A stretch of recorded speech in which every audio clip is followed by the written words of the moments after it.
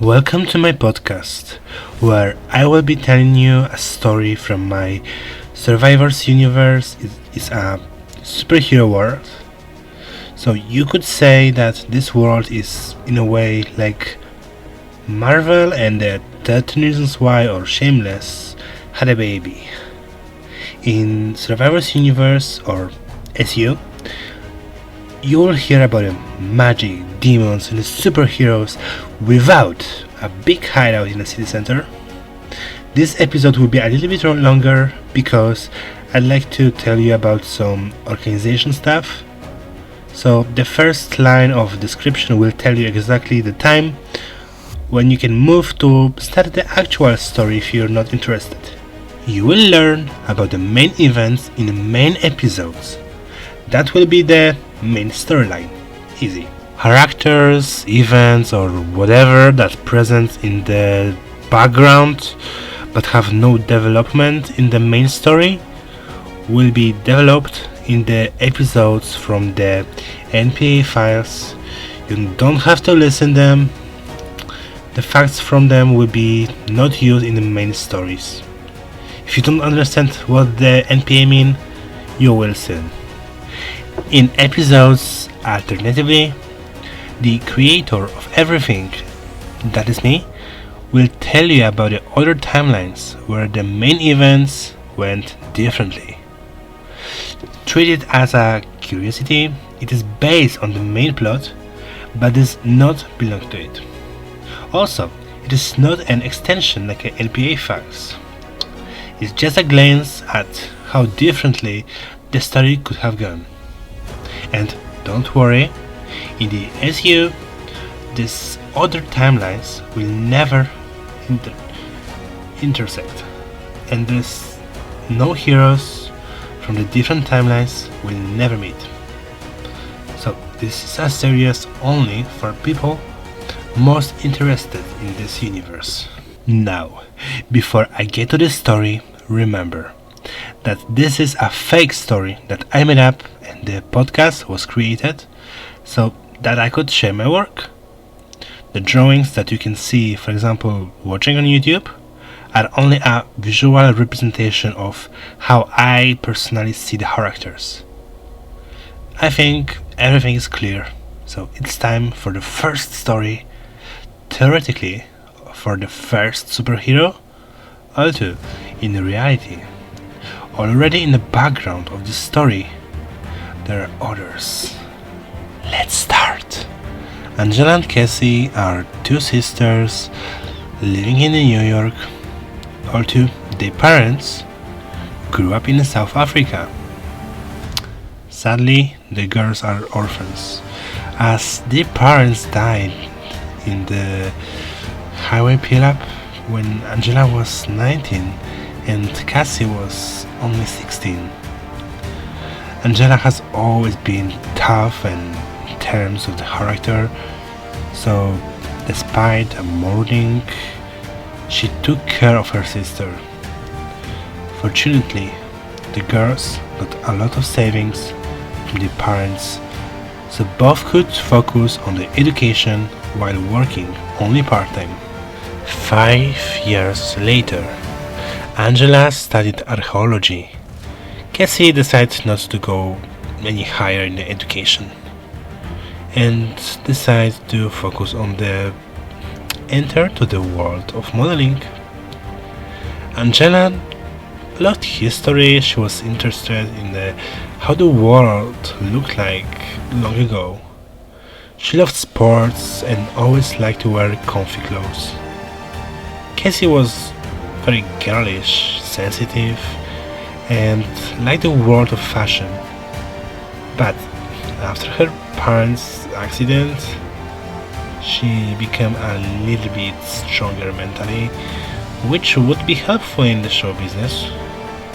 In 2025, Angela and a group of her friends got a chance to take a part in excavation on the island of Roca Purpura, a small island with an underground cave surrounded by trees and lush grass for a part of the year.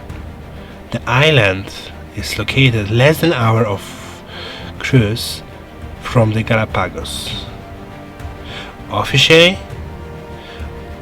uninhabited, but a recent storm broke several trees and exposed the entrance to the cave with carved stairs, which greatly interested the researchers. Angela was able to take her sister with her after many requests. The group took only a few motorboats filled with equipment and things necessary for survival. The initial exploration was to last 3 days. On the first day, the students were not allowed to enter the cave, so that the first ones could lose the state of safety. Well, Cassie was not allowed to go there at all, so she sat in the camp and treated it as a tropical vacation, took pictures, but had to wait for publication because there was no internet on the island. On the second day, Angela finally got to the cave. It turned out that apart from corridors, carved stones, old torches, not much else. No objects or drawings on the rocks. Despite this, after few hours, Angela found a crack in the wall, and when she pushed it, the stone block fell to the opposite side and revealed a room that was similar to the others, but contained some vases and bottles made of ancient metal alloys, or at least what was left of them.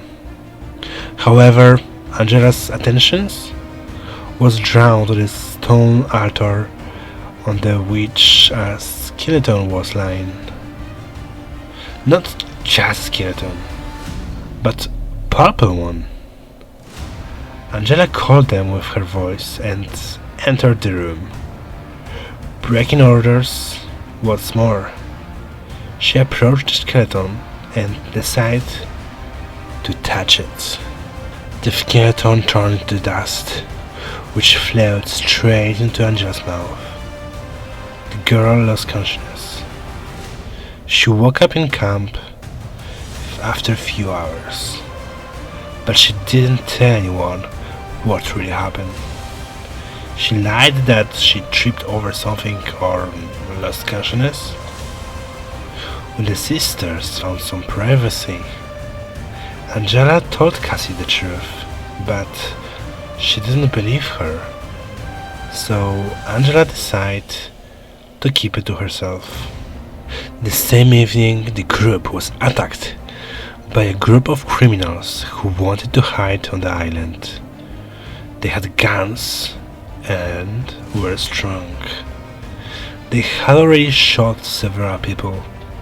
Angela was cowed, but the man who was holding her told her that he would leave her alive because they would have fun later. Angela struggled, but she saw another man aiming at terrified Cassie. Then, with all her strength, Angela focused on, "Let me out!" Then, something strange happened. The arms of the man who was holding her literally rotten away in a few seconds. The man screamed in pain so hard that he lost his voice. This drew the attention of the others, who started shooting at Angela, but her body was resistant to bullets. Furious, Angela told the others to run away, while she slowed down the attackers. By touching the head of one of them, she caused the man to start feeling very bad and bleeding from the nose. Eventually, the group sailed away and Angela jumped into the last motorboat. The group of archaeologists agreed not to tell anyone what Angela had done, but everyone stayed away from her. Cassie sat quietly and looked terrified. When they back, they of course had to say what happened, but they lied that they protected themselves without any special events.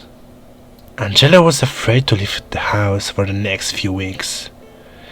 Cassie didn't visit her, and neither did anyone else. For the first time in as long as she could remember, the girl felt terrible mentally. On the other hand, a black car with tinted windows had been parked in the front of her house for several days. Angela thought that she was simply losing her mind. Suddenly, someone knocked the doors. It was Cassie. She looked sick and tired. Angela let her in with tears. The girl was sure that her new abilities had harmed her sister, but then Cassie looked at her, but her eyes were glowing purple. The younger of them spoke in a strange, demonic voice. You have something that belongs to our Violet Queen. I am sorry. To get it back, I have to take your life. Angela already knew that it wasn't her sister. Finally, the thing inside Cassie attacked.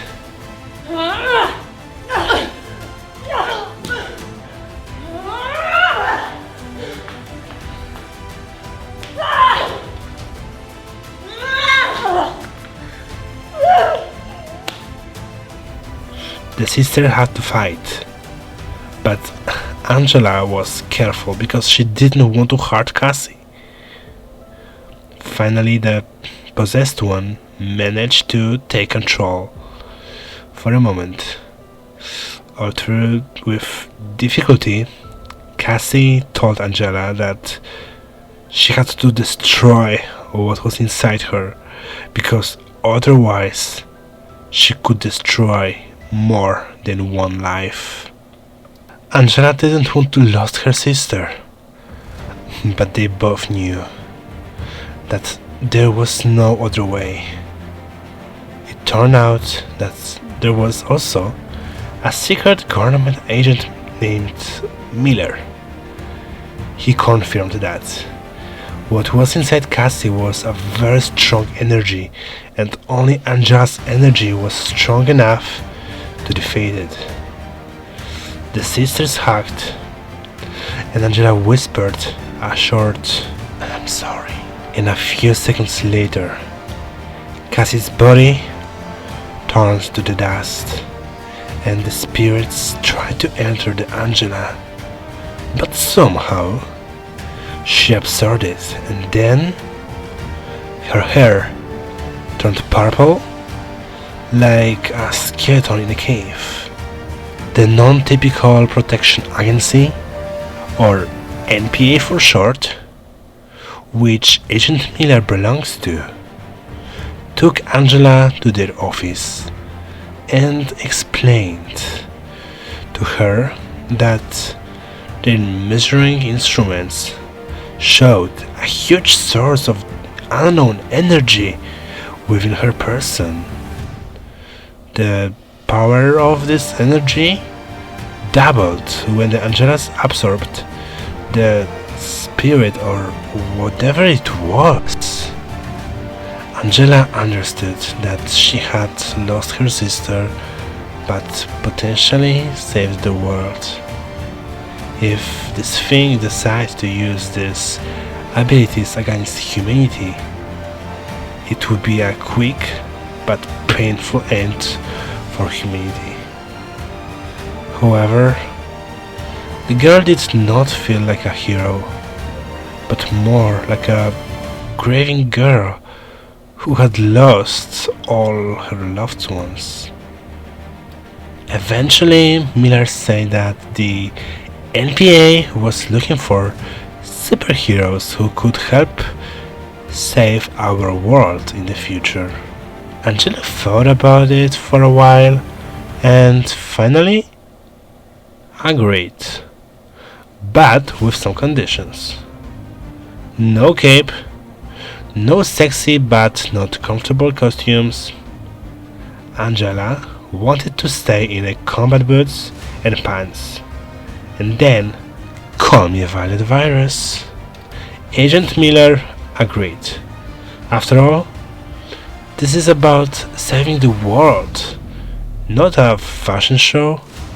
Suddenly, a thin, pale boy with blood-red hair entered the room. He was wearing torn jeans and a leather jacket.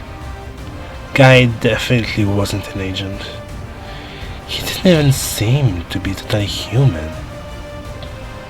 Angela looked at him questioningly, and the boy replied, "Huh, did you thought you were the only one?"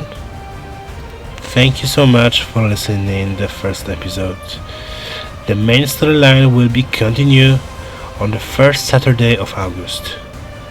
Before that, the first episode of NPA Files will be released next Saturday. You will learn a little more about Rocca Purpura and the Violet Queen.